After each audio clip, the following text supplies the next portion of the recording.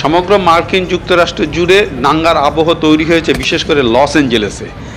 সেখানে গাড়ি পোড়ানো হচ্ছে, পুলিশ এবং তাদের যে ন্যাশনাল গার্ড নামানো হয়েছে আমেরিকার, তাদের ওপর আক্রমণ হচ্ছে।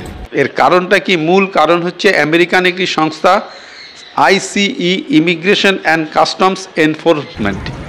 এই ইইসির কাজ হচ্ছে অবৈধ অভিবাসী এবং অপরাধ এবং মার্কিন যুক্তরাষ্ট্রকে সেখান থেকে রক্ষা করা, বিশেষ করে আমেরিকায় যে টেররিজম তার বিরুদ্ধে এই আইসিই কাজ করছে। এবং অভিবাসীদের, অবৈধ যারা অভিবাসী আছে তাদের ধরে ডিপোর্টেশন করা হচ্ছে। তার বিরুদ্ধে এই সমগ্র পুরো মার্কিন যুক্তরাষ্ট্র জুড়ে এই আন্দোলন চলছে।